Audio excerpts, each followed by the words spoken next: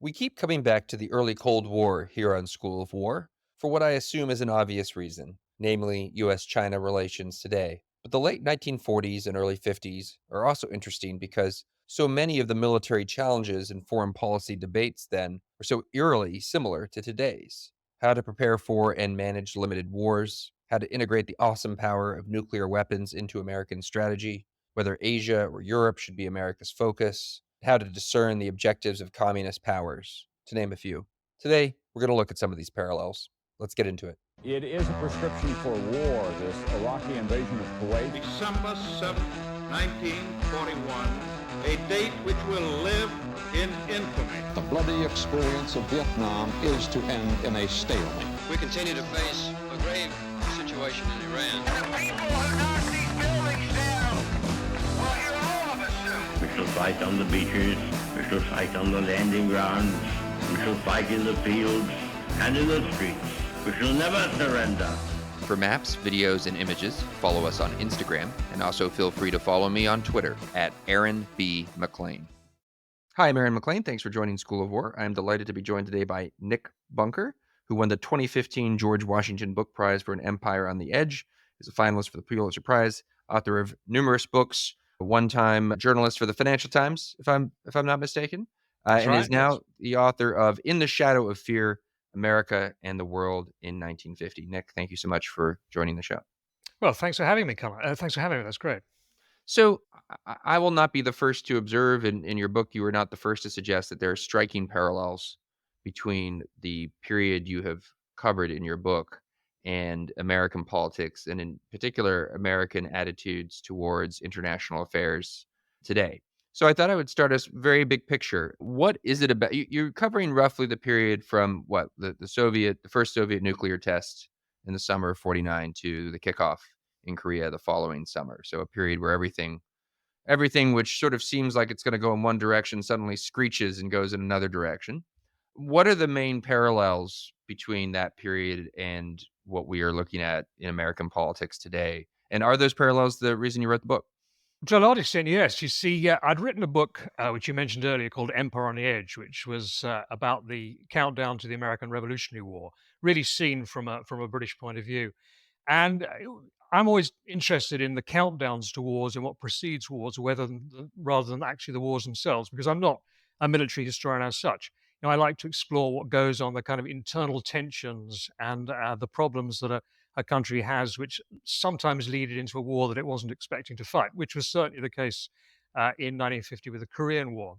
But also, yes, I mean, I was very struck in 2017, 2018, when I was starting to work on In the Shadow of Fear, by some of these historical parallels. We had in 2018 the kind of crystallization of a new period of confrontation between the United States and China. And that was something, of course, you saw in 1949 and 1950 when Mao Zedong had just come to power and created the People's Republic. We also had a kind of deterioration in relations between the United States and Russia. We didn't yet know, of course, there was going to be a war in Ukraine, but there were certainly kind of warning signs. There were indications that something of that kind might be on the way. And in Britain, we had a period of acute division after the Brexit referendum. Now, the period 1949 to 1950 was also a period when not only did you have these new challenges involving the relationship with the United States and Russia and China, but you also, again, had a kind of a descent into a great deal of acrimony and partisan strife, which today we most commonly associate with the career of Senator Joseph McCarthy. But it wasn't just to do with McCarthy. There were all kinds of other issues that were dividing America. And the great paradox was that at this particular point, from an economic point of view, America really didn't have very much to fear. America was actually in very good shape. And yet it was at that moment when it was in very good shape that it became riven by strife and partisan rancor in the way that I describe in the book. Well, let's zoom in on different elements of this parallel then. So maybe start with Truman and the Democrats and his administration. I have been struck, and I this is not me putting words in your mouth. This is my own characterization of things, but I have been struck by the way the ways in which the Biden administration, in certain ways, reflects rhetoric and instincts that I see in the Truman administration. I think the Biden administration, many people who serve in that administration would take that as a compliment. I don't necessarily intend it as a comprehensive compliment. Ways in which, for example, internationalists, or really robust internationalist rhetoric and commitments, is sort of commingled with the, kind of quote unquote realist practice and sometimes rhetoric that doesn't seem to be moving in the same direction as actual meaningful commitments. But what's your take on what Truman wanted to see happen in the year that begins in the summer of 1949 and what actually happened? And, what do you think the parallels of that specifically are today? Well, if you look at the domestic sphere, I mean, I think you're entirely right. I think many people in the Biden administration would regard it. They'd be proud of being compared to Harry Truman. Although I see the Truman administration as really having some quite serious flaws.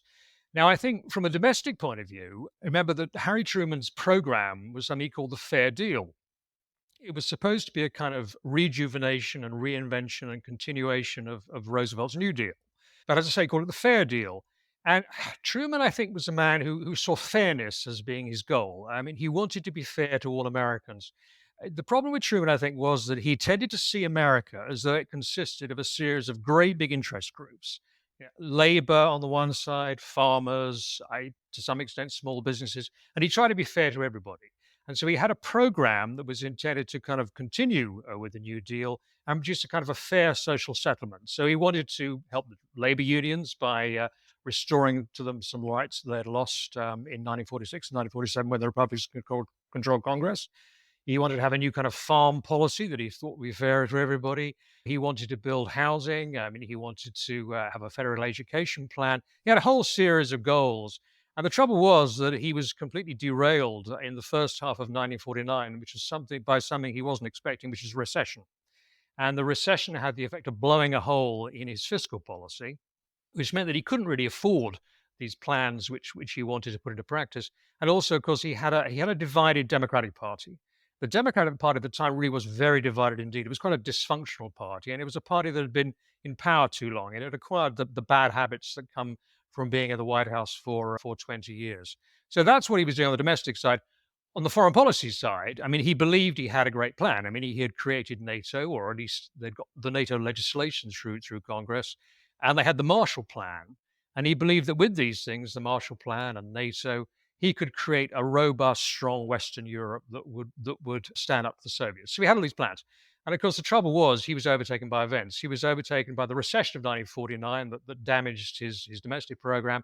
And then he was overtaken by the fact that Stalin proved, of course, to be a far more wily and devious and subtle character than I think Truman allowed for. Yeah. So, on the Truman administration in Asia, which is something you spend a fair amount of time on in the book, that's an area where, to me, the parallels are just sort of unavoidable. They hit you in the face. You have accusations from the right that Truman and the Democrats, quote unquote, lost China. You have an element of the right that wants an American foreign policy that focuses on the East, on China and Asia, sort of to the exclusion of Europe, with some, we should talk about Robert Taft, I guess, with some arguing essentially against American participation in NATO, but somehow for a robust American response to Chinese communism. And then the details on what that robust response looks like get sort of vague. The parallels of this today are relatively clear. I guess, I mean, one way to get into this would be, in your view, did setting aside sort of McCarthyan sort of ridiculous populism, let's like sort of take the Taft line maybe. Did right wing critics of the Truman foreign policy have a point when they complained that there was, whether Truman administration or Democratic Party leadership, culpability more broadly for the fall of China to communism? Was there a failure of American policy, or was that pure politics in your view? Oh no, I think there was a failure of American policy, definitely. If you take Taft, now Taft at the time was really pursuing really two different paths. He was critical of the concept of NATO because he didn't believe the concept of NATO was actually going to bring about what he thought it was going to bring, what it was supposed to bring about, which was peace in Europe and a safe Western Europe. He thought it might actually simply lead to provoke the Soviet Union to attack before NATO was up and running. But Taft made some very good points about that. I mean, the trouble with NATO was that although NATO had been created legally, I mean, there was a NATO treaty. NATO at the time was still like a kind of great big mushy donut with a hole in the middle. And the hole was Germany. Until they could rearm West Germany and until France was strong enough to defend itself, NATO didn't really make a lot of sense. So there was some justification, I think, in what Taft argued. And it wasn't until really 1954, 55 that NATO was really in a kind of robust state to be an adequate defense. But I think in Asia, the criticisms are very well founded. Now, I would regard myself as kind of a liberal internationalist, and I wouldn't regard myself as being a conservative either. But I think you've got to look at the objective reality, which is that America hadn't really thought through what it was doing in Asia. I mean, there was a basic problem, I think, that America knew certain parts of Asia very well. America had been heavily involved in issues in China throughout before World War II, during World War II, in terms of its relation with Chiang Kai-shek, in terms of its attempt to try and protect, to uphold and bolster the Chiang Kai-shek, the Kuomintang regime against the communists. They've certainly been very involved in China, but there are whole other parts of Asia where America really didn't have very much by way of track record and experience, and they didn't think things through. And I think, in particular, I think there's fault that lies at the door of Dean Acheson, the Secretary of State, who's very much preoccupied with Europe, very much preoccupied with NATO, very much preoccupied with creating a robust economy in Western Europe. But he didn't think through a lot of the details of American stance in Asia. And I think above all, the really big mistake was he misunderstood what the Russians were up to. Yeah. He attributed to the Russians a kind of imperialist, a kind of naive imperialist expansionism, which wasn't really accurate. What he did was he underestimated time and again the sheer cunning and the intelligence of Joseph Stalin. Yeah, you praise Atchison's prose in your book, and I obviously, I think there's something to that, though I have to confess, I worked my way through big chunks of President of the Creation over the course of the last, year, and I found myself I reacted differently to it. It's well styled, and you're not wrong about that, but it's more his attitude, his sort of the sort of stately patricianness of it all, in particular when it comes to Alger Hiss, which he addresses in the memoir, and he's so dismissive. He's Yeah, so high-handed in his treatment of the subject and his defense yeah, of yeah. himself. So offended that anyone could themselves take offense at, his and the State Department's and everyone else's covering for an actual communist spy. But let's linger on Atchison. And so you talk about famous speech he gives the press club in Washington in January of 1950. This is the speech where he doesn't include Korea, South Korea in his listing of the American defensive perimeter in the Pacific, which then became a huge political issue. People would claim that this speech essentially was a red flag to the bull of the Soviets. There's some element of fairness to that. There's some element of exaggeration. I think the exaggeration, of course, is that he was just stating American policy. He did not make a mistake. He was asserting something that other Truman officials asserted on a regular basis, that South Korea was not, in fact, not in the defensive perimeter of the United States. Nevertheless, on his characterization of Stalin and Soviet intentions, what's fascinating about that speech is he's telling Washington, just look, these two powers are going to come apart. There's no way they're going to maintain cooperation given the pressures that exist between the two of them. What was why was he so sure, I guess, that that was the case? Like, what was the source of his belief? Because obviously decades later, some version of it became true. And what was actually happening? Like, tell us in fact what was going on between the Chinese and the Russians. Well, before I do that, just on the subject of Acheson's prose. Now, I agree that the prose is great in President of the Creation, but when you look at President of the Creation, his autobiography in detail, and you compare it with some of the source material, you find that Acheson was a bit inclined to be he was a little economical with the truth sometimes. He sometimes misrepresented events. One thing I did was I compared Acheson's description of his dealings and negotiations with the British in the fall of 1949 with the British official records that are now in the National Archives in London. And the picture is completely different, actually. So you got to be careful. Acheson was a man who he wanted to create a dramatic literary narrative.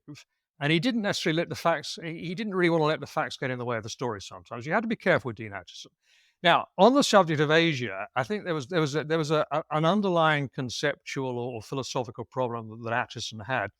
And I think it goes back to kind of a cultural thing, which is that Acheson and his colleagues, George Kennan, for example, and other people in the administration, such as Averell Harriman, were very much people preoccupied with industry. They believed that America's great strength was its industrial might. That they believed what had won World War II. And when they looked around the world, they looked at hubs of industry. They looked at the German Ruhr.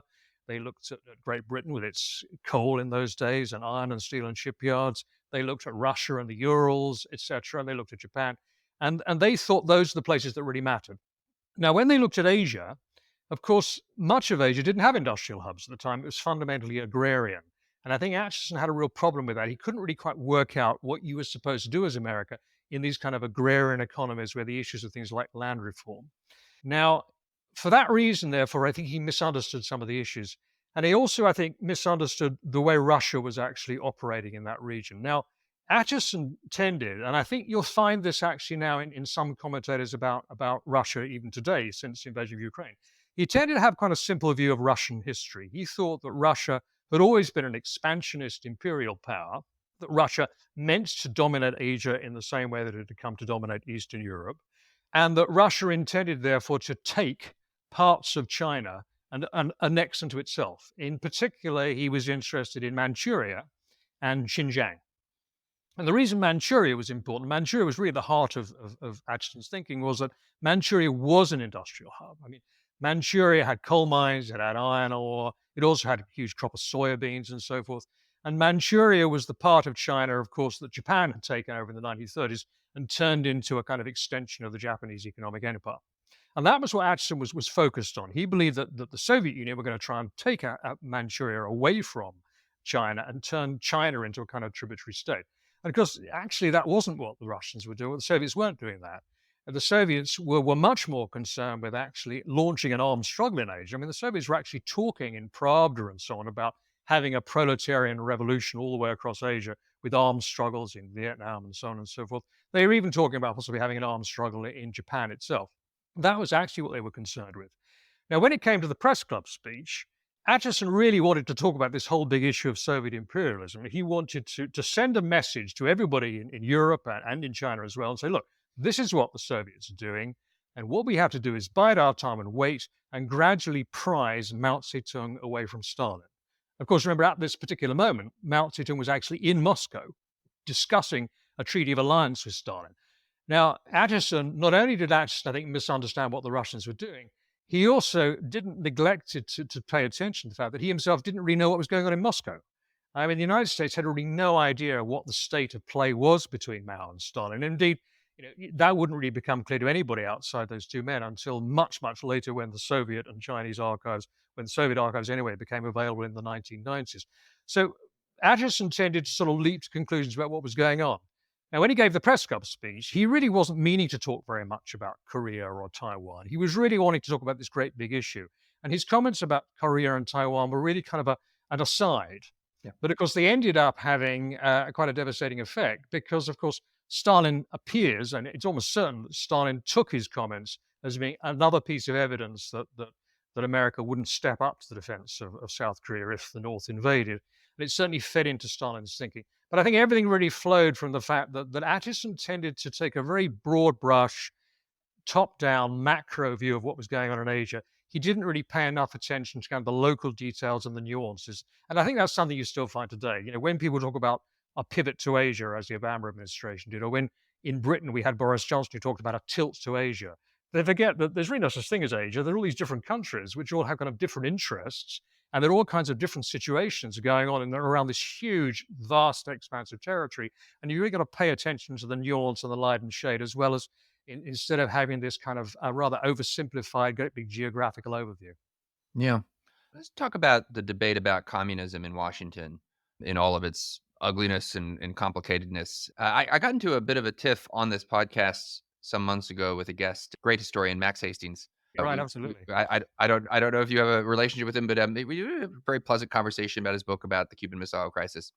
And then right at the end, things got kind of unpleasant kind of quickly. And Yeah. I was surprised. I didn't intend to start a fight, but I said something about, isn't the fact that at the end of the crisis, the Kennedy administration conceded essentially that they would no longer have a regime change policy for Cuba, whatever you want to say about it, wise or unwise, it is a concession. They backed down from an American policy position as part of the resolution of this crisis. Right. And his response was something on the order of, well, I mean, I guess, but, only if you accept that there was some validity to that policy in the first place. And if you accept that, then you basically think about the world like Putin thinks about the world. I took a little offense to that, and we kind of got off to the races. But in the midst of it, I said, well, one thing that Kennedy had to think about when he was formulating policy was that there were, essentially, and I think I put it crudely in the moment and said something to the effect of, when he looks at the Soviets, he has to contemplate Soviet policies of world domination on the other side of the table. Like, that's something he is dealing with. And when Vladimir Putin, looks at at the United States. It would be a little ridiculous to think in similar terms. And he dismissed it out of hand. And if I had formulated it less crudely, I think I would have been less open to this, saying something effective. Aaron, there is no such thing as Soviet attempts at world domination. That's ridiculous. And I do find that this sort of instinctive rejection of the notion that Stalin had aspirations to, certainly Eurasian hegemony, if not in some fashion more. And what, obviously a lot depends on what in some fashion means in that sentence, like, to be pretty common. And I think that the way in which sort of right wing populism in the late 40s and early 50s and sort of McCarthyism was such a cartoon, such a sort of ridiculous, parody of what actual criticism ought to have looked like, that it gives people who for whatever reason are sort of minimizing the force of Soviet policy something to point at and say, well, it's just ridiculous. Like, look, you're basically like Joseph McCarthy. Whereas in reality, Soviet policy was dangerous and serious, and there were Soviet spies, and all the rest of this. So what is, just to put all this all in the form of a question, what were the dimensions of anti-communist and anti-Soviet critique in Washington at the period, and to what extent was there some substance to it? To what extent was, at the core of what McCarthy was saying, was there some substance to, or to what extent was maybe McCarthy obscuring criticism leveled by others that should have been taken more seriously and should be remembered better today? Well, McCarthy, leaving McCarthy aside, I think pretty much everybody was an anti-communist in Washington, remember, in 1949 and 1950. Even people who were thought of as being people on the left, like Arthur M. Schlesinger Jr., who became, of course, the great chronicler of the Kennedy administration. Schlesinger was a fierce anti-communist. I mean, he had spent time in Paris in the 40s with Averell Harriman. He hated communists just as much as anybody else did. So anti-communism wasn't something that you simply had on the right of politics. It was something everybody had. Now, in my view about Stalin is, I think Stalin is the character. You really have to study Stalin very closely. But my view about Stalin is the best way to study Stalin is to start with what Stalin wrote himself. Stalin wrote a great deal. He gave a great many speeches. And although he was a devious individual and he was a cunning individual and he was enigmatic in terms of his policy, there wasn't really very much of an enigma about Stalin's view of the world. I mean, there were two books that Stalin wrote that I think are really, really essential reading. One was a thing that he produced in 1937 and 1938, which was a history of the Communist Party of the Soviet Union. It was known as the Short Course. Now, it's very hard to get any copies of it now. They're available. I mean, I've got one. I had to buy, from a used bookstore. Eventually, I found one. It's very hard to get hold of it because after Stalin's era, it was kind of officially disowned by the Communist Party, when Khrushchev took over. But it actually explains exactly what Stalin's view was. I mean, Stalin believed that capitalism was doomed because of its internal contradictions. He honestly believed that. He believed that socialism and then communism would eventually come to pass everywhere. It was his job basically to speed up the process. But he also believed that in that process of capitalist decay, the capitalists would fight back by launching imperialist wars of encirclement against the Soviet Union. And I have no doubt that's actually what Stalin believed. Everything he did in the 30s, in the Spanish Civil War, in the Shro trials and so on, suggests that's actually what he believed. And then after World War II, in the early 50s, Stalin wrote another little book called Economic Problems of Socialism, which nobody reads today. And quite honestly, it's not surprising. I mean, it's not what you might call a light read for the beach, but it actually is a classic piece of Marxist-Leninist literature. And what Stalin was worried about was that they had a big problem, which was that Soviet agriculture was feeble. The productivity, this is always the problem the Soviets had right through until the 1980s, the low productivity of Soviet agriculture, which was terribly embarrassing for Stalin because, of course, one of the centerpieces of Stalin's career had been the collectivization of Soviet farms starting in about 1927. And so Stalin wrote this little book called Economic Problems of Socialism in the early 50s during the Korean War to try and explain why socialism and then communism was actually the right way to do agriculture. And it's a classic Marxist tract. I mean, there's nothing about it that you wouldn't expect. And so I do see Stalin as what he was. He was a Marxist-Leninist. The Marxism was all the economic theory of Marxism. The Leninism was the tactics you needed to go through in order to get the revolution going. Now, that included a lot of flexibility on a short-term basis, because that's what Lenin was like. I mean, Lenin wrote all these pamphlets and newspaper articles and books during his career, continually changing his position with regard to the short-term tactics of getting the Bolsheviks into power. And I think that's the case with Stalin. He did have this overall very big theoretical view that capitalism was doomed. It was going to disappear through its own contradictions. His job basically was to get that process going as quickly as possible and to make sure that the Soviet Union came out at the end of the day as being the dominant power, but surrounded by all these other satellite powers, which are also going to be socialist and then communist. So that's the way I see Stalin. Now, that being so, the kind of critiques in Washington at the time by anti-communists were perfectly fair. And as I say, they were shared by many people on the left as well as on the right. McCarthy was really operating in a kind of different sort of a kind of different sphere. And McCarthy's argument, of course, was that one of the key issues here was that Washington itself had been contaminated by communist infiltrators. The State Department was riddled with communists. Now, there had been some truth in that. There had been substantial communist infiltration in the 1930s, and anyone who reads about the history of America in the 1930s can see that.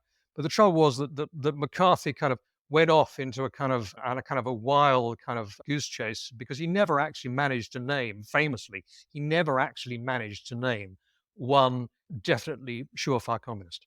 So back to Stalin then, how does the sort of grand strategy that you just outlined, how does that play out with regard to Asia? Like, give us a bit of the narration here in 49 into 50, the decision making on Korea, not Taiwan, for example. Like, how is he actually thinking practically? Well, I think about two aspects of this. First of all, Stalin went back a long way with Asia. Stalin had been thinking about China and had been involved with China way back since the middle of the 1920s. One of the first disasters of Stalin's career had been in 1927 when he had advised the Communist Party in China to ally itself with Chiang Kai-shek and the Kuomintang, whereupon the Kuomintang and Chiang Kai-shek had purged and massacred the Communist Party in Shanghai and almost destroying it, which was eventually what led, of course, to Mao's Long March. Stalin went back all the way with this. So Stalin had been following Asian affairs with great interest, and he'd been spying on Mao, spying on the Communist Party, infiltrating the Communist Party and the Kuomintang for years and years and years. So he was very well aware of all the issues. Now, the tactical situation he found himself, I think, in 1949 was that he believed that the time was right to start prodding nationalist movements around Asia in a more violent direction. There's a very interesting episode with regard to Japan. Now, it's hard to imagine this now, but of course, Japan actually did have a substantial communist party after 1945. And in 1949, the Communist Party in Japan launched a campaign of strikes and some terrorism in parts of Japan, which was really quite a dramatic episode. Now, this is all kind of forgotten about today. And one of the reasons it's forgotten is because this period, 1949-1950, was before the Japanese economic miracle really began. I mean, the great Japanese economic miracle really didn't get underway until somewhat later, maybe 1952, 53, 54. So this period in Japanese history was kind of it was like the ante-room or the antechamber or the period of preparation before the great surge in Japanese economic growth. Now, Stalin played a bit of a role in this. Stalin saw what was going on, and Stalin strongly backed those people in the Japanese Communist Party who wanted armed struggle, who wanted strikes, who wanted terrorism, and so on. Now, I think that was very revealing indeed. It wasn't really picked up in Washington at the time this is what Stalin was doing. Nor did I think that they appreciate the fact there really were these insurgencies going on. For example, there was a communist insurgency in Malaya, which the British had 10,000 troops fighting.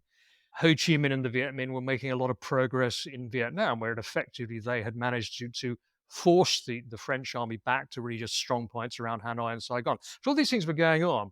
And I think what happened in early 1950 was that first of all, Stalin assured himself that Mao could be trusted. So he was prepared to form an alliance with Mao. Secondly, I think he thought the time was right for a more aggressive policy. And also, he had some very compelling reasons to want South Korea taken over. I mean, South Korea was strategically very valuable for Stalin. It was a potentially a big source of raw materials, food materials. It helped to protect the southern flank of the Soviet Far East.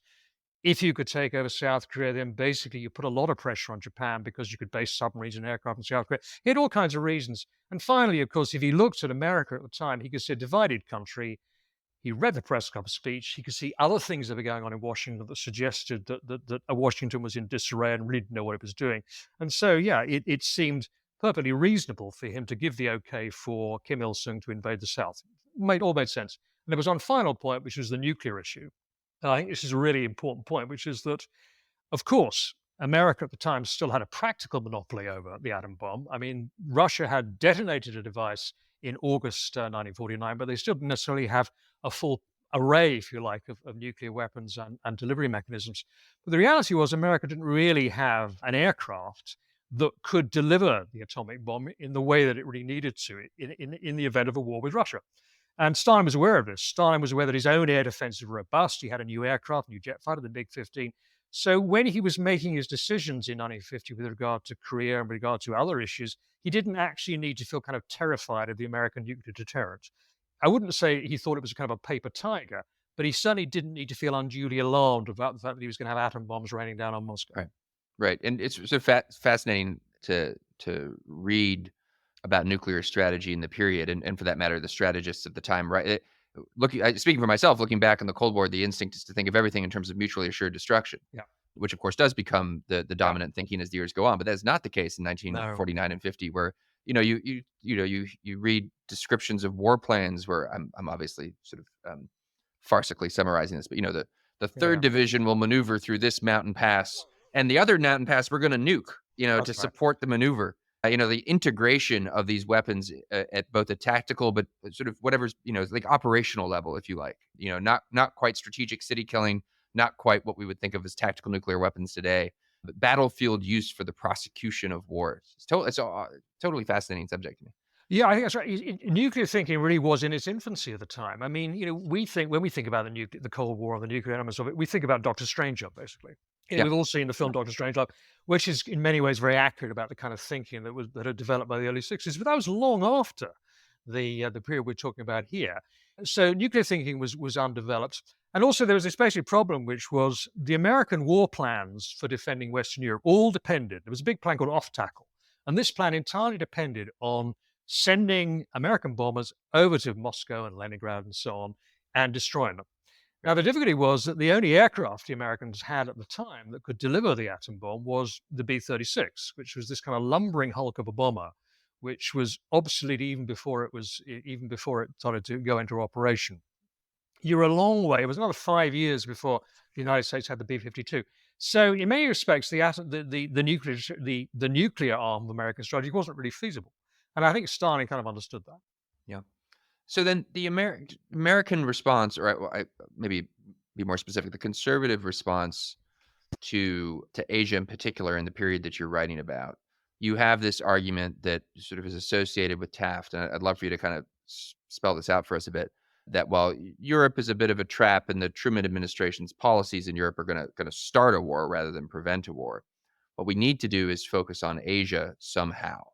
What was beyond beating up on Truman for the failures of his administration, for what had already happened? What was the substance of that? What was to be achieved? If you sort of outlined very, I think, well and persuasively, sort of Stalin's vision for Asia as part of his Marxist-Leninist thinking. What was the Bob Taft vision of Asia? What was American policy supposed to achieve there, and how was it supposed to do it? Well, first of all, Taft's policy was a bit of a work in progress. Taft had really been focused mainly after World War II on domestic policy. I mean, the big things that Taft was involved with during the Truman administration were the Taft-Hartley Act, the famous Taft-Hartley Act, which was labor relations legislation, where he wanted to curb the power of the labor unions, and then with the Housing Act. He was very concerned with housing issues in America, the big housing crisis. So he only really started to get heavily interested in foreign policy really in the period we're talking about now, around about 1949, 1950. And it took him a while. It wasn't really until 1951 that Taft really had a Right. full-scale statement. Fair enough. But he did have allies in the Republican Party, friends and allies in the Republican Party who had some very interesting views about Asia. I think there's two aspects to this. One, remember, is the role of California. Now, this is a very important point, that this was the period at which California really became a crucial, decisive part and influence on American politics, because you'd had this enormous increase in the population of California in the 1940s, like 50% increase.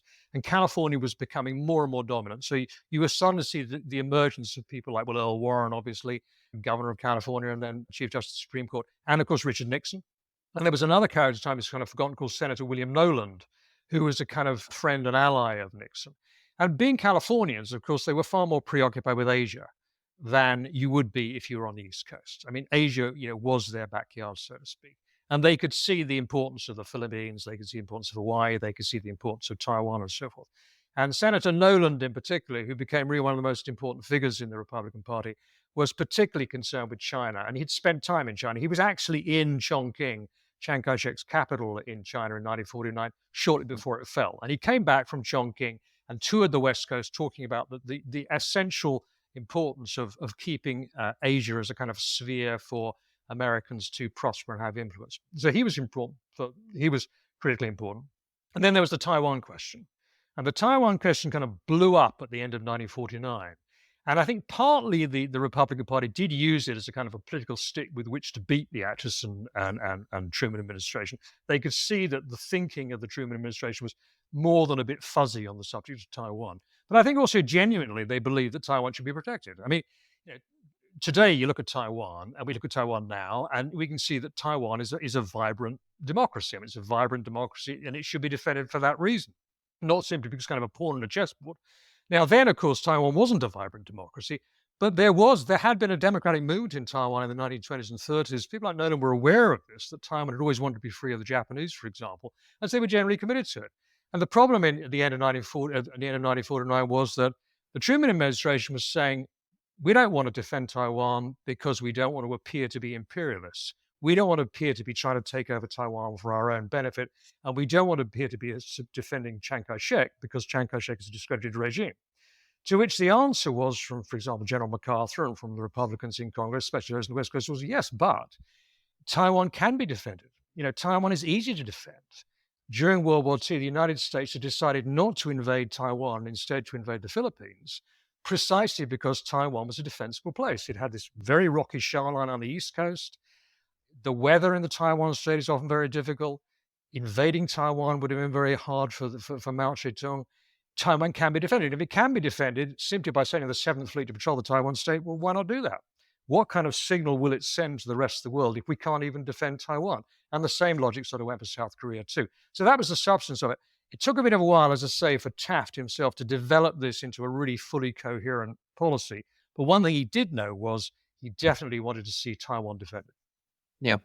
One of the striking, I mean, this is sort of the climax end of your book. I mean, one of the striking things about the history of the period is the way in which you have Korea demoted in America, the sort of Truman administration vision of Asia. And then in the course of a few days, we are fighting a massive, slightly overstated, a significant land war in Asia, in South Korea, and later North Korea. It's startling. It's the kind of thing that one imagines that if you buttonholed, Truman or any of his senior aides in, May of 1950 and told them this was about to happen, they would have looked at you like you were an insane person. And yet it did happen. And it happened sort of part and parcel of this whole rethinking of Cold War strategy that you also get into in the book, the development and ultimately the enshrining of NSC 68 as the national security strategy of the United States with regard to the Soviet Union. To sort of close off the story for us, how does everything, things change slowly and then all at once, sort of like bankruptcy, right? It's like, how does all of this happen so quickly? And why is it that politicians and statesmen who are, adept and well-read and extremely experienced men like Harry Truman and Dean Acheson just simply don't anticipate what comes and then change so quickly in the face of what does happen? Well, first of all, there was clearly an intelligence failure. There had been, as I think you've argued yourself, and in the piece you wrote with Congressman Gallagher in Foreign Affairs, there was an intelligence failure, there was a deterrence failure, there was a readiness failure, all these failures. But the fact was, if you looked at the kind of words the Truman administration had said about Korea in preceding years, they really had no option but to defend Korea, because having made all these practical mistakes about deterrence and readiness and intelligence, nevertheless, they had made commitments. You don't have to read the Truman Doctrine itself. Look at the Truman Doctrine, look at the UN Charter, look at the kind of statements that Acheson himself had made about defending Syngman Rhee. And you also have to bear in mind that during the few days before the Korean War broke out, just before Kim Il-sung invaded the South on the night of 24th, 25th June, John Foster Dulles, who was Acheson's kind of special envoy to Asia, had actually been in Korea, and he had given a speech to the Korean parliament saying America will always stand by Korea. Now, having done those things, they really had no option. I mean, they were totally unprepared. The problem, of course, was there had been a lot of rhetoric. There had also been some faulty signals sent to the Soviet Union, some very faulty signals sent to the Soviet Union, and there was a failure to actually have a military plan. And I think the moral of this story is, if you're going to defend a country like Korea, and if you're going to have a stance in Asia of the kind that America has now, you've got to make sure you've got a consistency. You've got to be saying the right big picture things about where you're committed to. You've got to actually have the intelligence to know what's really happening on the ground. And you've got to make sure you've actually got the wherewithal to put into practice the kind of commitments you've made. You've got to have all these things fitted together. Now, I think people, listeners, can make up their own minds about whether they think in relation to Taiwan and other parts of Asia now there is that kind of coherence of strategy. But you've got to have everything fitted together. You can't simply have only one piece of the jigsaw puzzle. You've got to have the whole thing. And I think that's kind of the situation I see in Asia at the moment, that's the various parts of American policy in that region don't necessarily fit together very neatly. They don't all cohere. Some parts of them are a lot more robust than others. Yeah. Yeah, I basically agree with every. I think those are very wise words. I mean, this is what drives me nuts about the Atchison speech is the way you put it well. It's a great answer. They had no choice. Of course, they were going to have to defend South Korea. To think that you were going to wash your hands of it in the event of a major event like what actually occurred was fanciful. If you actually contemplated what that would look like and how the American public would react, how many American soldiers were going to die in any kind of invasion. It was just fanciful that you weren't going to defend the place. And so then having to know that on some level while at the same time engage in this sort of muddled public diplomacy where you are communicating ambiguity, which seems to me ultimately what Atchison is trying to do. He's trying to create space in his remarks and Yeah. just leave room to maneuver. Well, why? Knowing that a consequence of that could be it could be taken as an invitation, which in fact it was. Why? Why? I just don't. I've never fully. I mean, I understand why I was thinking, but it seems like such an obvious mistake. Speech. Well, there was a gentleman who wrote about this in his memoirs, very interesting one, Paul Nitze. Yeah. You remember Paul Nitze was the principal author of NSC 68, the great strategic document that if you, as you say, kind of became a sort of blueprint for American strategy in this part of the Cold War. Now, when that's a very big picture document. When Nitze came to write his memoirs many years later, he actually did mention the fact that in the spring of 1950, he had a visit from a gentleman whose name I forget now actually, who did come to him and say, "Look, never mind the big picture, Mr. Nitze. I've been studying the situation in Korea. I've been studying the perimeter of the free world, if we use that expression. And I think the most likely place for there to be a war is Korea." And he wasn't the only person who said that. There were journalists who would go to Korea and they come back saying, "Well, there's going to be a war."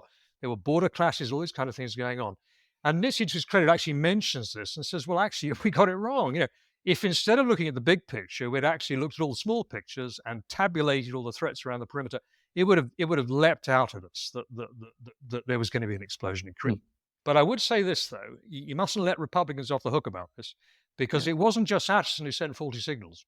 Now, there was an interesting episode in January 1950, only a few days after the press club speech by Atchison, and this was the thing called the Korean Aid Bill. There was a bill that was going through Congress to give, I think it was about $100 million of aid to Korea, most of which would have been things like fertilizer and tractors and that kind of thing. And it was voted down in Congress. The Republicans got together with some conservative Democrats from the South and they voted it down. And the reason they did this really was because they were upset about Taiwan. They thought Taiwan should be defended, and they said, if you won't defend Taiwan, then we're not going to give you money for Korea.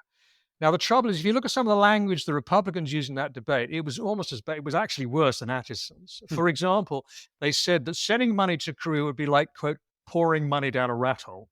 And that pouring money down a rat hole rhetoric was one that was often used by Republicans at the time to describe foreign aid programs. Now, if you went around saying things like, if we send money to Korea, it's like pouring money down a rat hole, it's not surprising that if the Soviet embassy were reading the congressional record, they might report that back to Stalin and saying, well, actually, we don't think the Republicans want to defend Korea either. Right. No, it's very fair. And on this question of since you raised him, Neats in NSC 68, his great foil, of course, is George Kennan, as you write about. And it's funny, NSC 68 is not held in high regard in my experience by the great historians of strategy and strategy of the early Cold War today. And maybe my data points are too limited, but people like John Gaddis, brilliant historians and analysts, they tend to make the complaint about NSC 68, which, just for anyone who's coming to the subject for the first time listening here, essentially proposes a perimeter defense of Eurasia against communism. The United States will, to put it in more classical geopolitical terms, support allies around the Eurasian rimlands and kind of make a point of pushing back against communism wherever it rears its ugly head. I mean, I'm expressing it more crudely than the document does, but I think that's a fair summary, and it presents the case for doing so in these sort of moralistic terms, sort of stirring language, and the policy is maximalist. And the complaint that Gaddis and others will make about the document is that it's wildly there's no serious effort to match resources to the effort. And in fact, if push came to shove, the United States was not capable of defending every element of the Eurasian perimeter. There were, practically speaking, going to have to be choices and emphases made, and main efforts assigned, and supporting efforts assigned, and potentially no efforts assigned in places. And the document just doesn't sort of read like that, as opposed to the Kennan approach, the parallel approach, which called for a strong point defense. We pick the things that matter, we reject the things that don't. This is sort of in the spirit, in some ways, of Atchison's remarks. South Korea just doesn't matter as much as Japan, and so we're going to defend Japan, and South Korea we're going to kind of shrug our shoulders. And to me, the complaints have always seemed a bit off. And I'm just sort of thinking aloud here, and I'm curious to know your response to this. But on one level, it's obviously true that Neitz and his team in NSC 68 they simply don't have a meaningful assignment of resources to the demands that they potentially are making on American power in the 30,000-foot plan that they are outlining. On the other hand, the shortcomings of the strong point defense, in a way, are a theme of everything we've just discussed. If you lead by saying we'll defend Japan and not South Korea, pretty soon you have a war in South Korea that you might have avoided if you had articulated a more robust commitment to freedom and the defense of proxies or allies or partners or whatever you want to talk about them as. That maybe, actually, if you were tested in enough places, would ultimately be overwhelmed by your own inability to muster sufficient resources. But maybe in the act of deterrence, you can be more successful. This is a tension I've been trying to think through for some time now, and I find myself, my own political prejudices, very moved by NSC 68 and very, very turned off by George Kennan and the kinds of things that he wrote. And I don't know if you I don't, what is your view of NSC 68? I don't know if you agree at all with the sort of support for it I just laid out. But in your, obviously, the shock of Korea is what kind of puts it into place as the policy of the United States. It was a bit on ice before that. Do you think it was the way to go? Well, personally, I think Eisenhower's new look was a bit more intelligent, actually, than NSC 68, but that came a little bit later. But, well, what I say in the book is that the problem with NSC 68 was that it was politically absurd, really. I mean, that was the difficulty, that it would have envisaged this huge, enormous expansion in American military expenditure. I mean, Nitze didn't actually put any figures on that, but it would have been a very big multiple of the $13 billion a year that America was actually spending. And the difficulty at that point was, I mean, Truman couldn't even get through Congress a modest aid package for federal aid for building high schools. So the process of NSC 68 was pretty remote. But I think, to be fair to NSC 68, you've got to remember that, first of all, it wasn't intended to be secret. Now, people often talk about NSC 68. It was this kind of top secret plan that no one was going to be allowed to read. And in fact, the reverse was true. The reason it was secret was because Truman didn't want to get out in the public domain, because he could see the political problems with it. Atchison actually wanted it made public. The whole point of NSC 68 was that it was going to be a prelude to a great big campaign of public relations and advocacy and speech making, both in the United States and in Europe. And that was really crucial, in Europe as well, intending to kind of galvanize the free world. And that was really what it was supposed to be. So the fact that it wasn't fully worked out and that it wasn't totally fiscally coherent, I think really is kind of a little bit beside the point. I think the plan was, first of all, they were going to have the midterm elections in November 1950. They were going to have to make some gains. And then Atchison would have the job of going out and selling NSC 68 to the nation, but also to Britain and France and the other European powers, because they were essential parts of it. And it wasn't intended to be just an American strategy. It was intended to be a European strategy as well. And probably Japan would have to come in there somewhere too. So I think that was really what it was. And so you wouldn't expect it necessarily to be fully worked out and fully costed and all that kind of thing. It really was intended to be a hearts and minds kind of issue, which is really what Atchison was interested in. You know, Atchison actually had given speeches a few months before NSC 68 was finally sent to the president. Atchison had already given speeches in California, what they call the total diplomacy speeches, in which he'd already talked about the basic concepts. And if you read newspaper columnists at the time, the ones who were really well informed, like James Reston, the New York Times, or the Alsop brothers, the New York Herald Tribune, you can see that they had almost certainly been shown drafts of it because they knew what was in the works. Now, of course, as you say, Korean War breaks out and it all becomes slightly academic because America then has no option but to have a huge military buildup. But I think if NSCC had gone according to plan, you would have had this great big kind of exercise of public relations and moral rallying, which might have actually had the effect that you described. The only trouble was that by this stage, Stalin was way ahead of the game and had already given the okay for the Yeah. invasion of South Korea. So he'd kind of consigned it to the to some extent to the history books. Yeah. Nick, this has been a really interesting conversation. You're very kind to point out, Thanks. I wrote something myself focused fairly narrowly on the sort of practical failures around the start and then conduct of the Korean War, but I'm not a historian of the period, and so I have all these sort of ill-formed Well, thoughts and well, questions about. No, and I've learned a lot talking to you. yeah. It's a fascinating Well, I read conversation. I read the Foreign Affairs piece, and I thought it was great because I mean, it with yourself and Congressman Gallagher. And when I heard the podcast you did with Mr. Gallagher, I thought, well, actually, although he and I are on slightly different sides of the political fence, I pretty much agree with him 100%. Yeah. Well, there is there is this odd moment or odd phenomenon, I should say, in American politics that's been true for several years now. You see every now and then you see elements of it fray, but China and the threat of Xi Jinping is the one issue about which there is fairly broad-based cooperation in Washington. I would say maybe I would add now that there's a war in the Middle East, maybe I would add support to Israel, though that of course is not as broad-based, and there's much more vocal criticism from the other side. On China, there's a union of sort of right of center hawks and left of center sort of old labor folks who resent the impact of China on the economy, and then with sort of increasing populism on the right, you see arguments like that on the right as well, and it's broad based.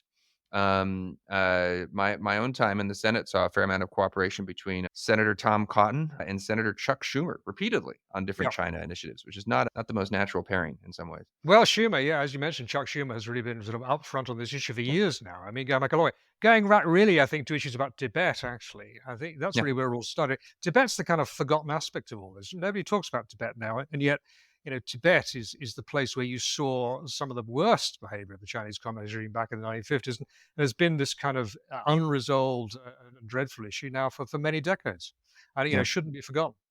Your precise pronunciation of Chinese names leads me to ask: did you spend time as a journalist in China, or you spent a fair amount of time in Asia? Well, I did a stint in Hong Kong for the Yeah. FT many years ago, and I did quite a bit of traveling in China then. That was long ago, actually, in the early stages of Chinese opening up. But then, of course, I worked myself for Hong Kong and Shanghai Banking Corporation, which is HSBC, Great British Bank. I didn't spend much time with them in China, but I'm kind of. By the way, I'm not sure my pronunciation is actually accurate. I just kind of, I just, It's I a just good kind of, show. I To just the try, uneducated listener, it's really working. So don't let on. Don't let on. I just try to do the best I can. Nick Bunker, author of In the Shadow of Fear, America and the World in 1950. I really enjoyed our conversation. Thank you so much for coming on the Yeah, show. thank you, Aaron. That was great. I enjoyed it too. This is a Nebulous Media production. Find us wherever you get your podcasts.